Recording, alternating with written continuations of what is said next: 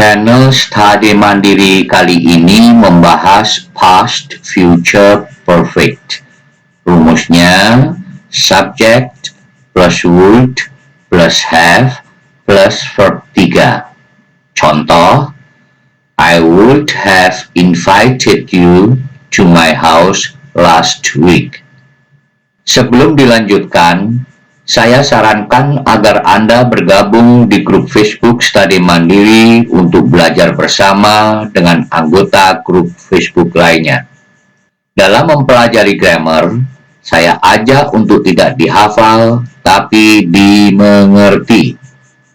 Past future perfect untuk menyatakan suatu kejadian atau peristiwa yang akan telah dilakukan di waktu lampau, tapi kenyataannya tidak dilakukan, tidak terjadi. Sehingga kalimat past future perfect ini hanya menyatakan sebuah kekecewaan atau penyesalan yang semestinya dilakukan waktu lampau, tapi karena sudah terjadi sehingga tidak bisa merubahnya. Contoh kejadiannya begini. Teman yang tinggal di Jogja call saya, memberitahukan bahwa minggu kemarin dia pergi ke Jakarta. Kemudian saya katakan bahwa kalau saya tahu kamu di Jakarta minggu yang lalu, maka saya akan mengundang kamu ke rumah saya. I would have invited you to my house last week. Bila dicermati contoh kejadian tersebut, maka kalimat past future perfect menjurus pada kalimat conditional sentence atau kalimat pengandaian tipe 3. Tapi kali ini saya tidak akan membahas conditional sentence atau kalimat pengandaian dan hanya fokus pada pembahasan asal-usul dari semua elemen yang ada pada rumus past future perfect agar Anda mengerti betul sehingga tidak dihafal tapi dimengerti. Terdapat 4 elemen yang kita bahas, yaitu elemen subject, would, have, dan elemen kata kerja ketiga verb 3 atau past participle. Yang pertama, elemen subject. Subject adalah pelaku.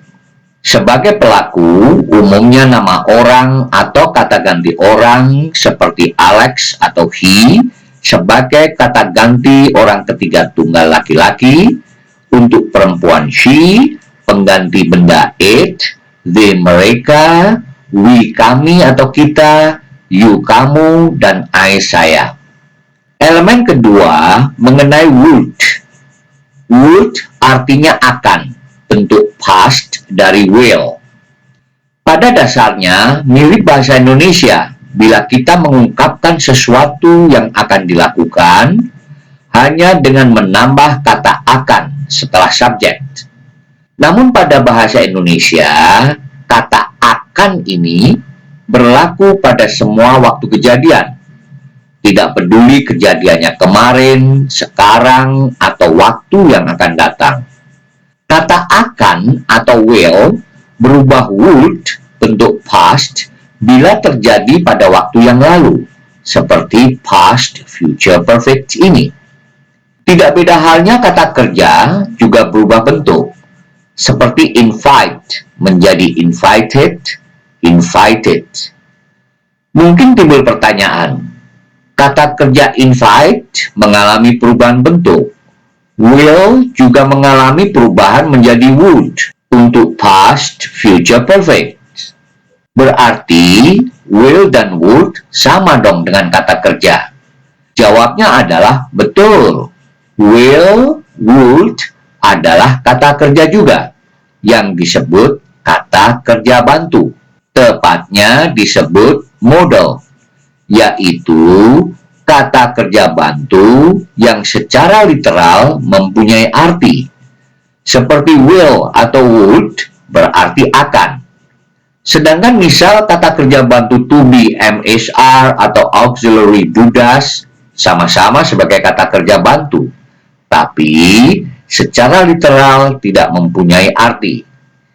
Inilah latar belakangnya kenapa past future perfect, kejadian lampau, harus menggunakan would sebagai bentuk past dari will. Tentunya perubahan bentuk juga terjadi pada to be MSR, yang bentuk pastnya was were, dan bentuk ketiganya been. Tidak beda halnya has have. Karena has have prinsipnya sebagai kata kerja, walaupun berfungsi membantu, maka juga mengalami perubahan menjadi had sebagai bentuk pastnya. Sehingga sejauh ini sudah didapat 3 elemen, yaitu elemen I, saya, modal would, dan kata kerja bantu have untuk semua subjek. He, she, it, they, we, you, I. Kenapa menggunakan have, bukannya had? Sedangkan kalimatnya past future perfect, bentuk past. Berikut penjelasannya yang terkait dengan elemen keempat verb 3, kata kerja ketiga, invited. Lihat kalimat, I would have invited you to my house last week.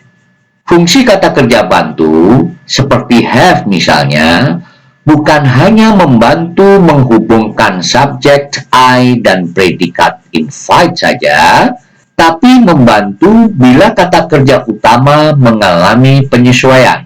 Sebagai misal, dalam kalimat past future perfect ini, terdapat 2 hal penting.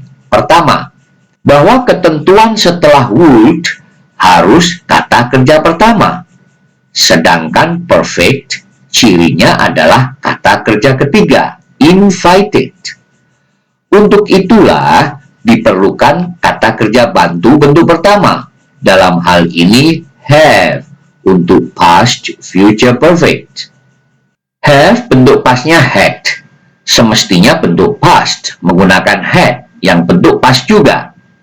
Tapi karena would sudah bentuk past dan setelah modal would harus kata kerja pertama, maka kata kerja bantunya juga harus bentuk pertama, have.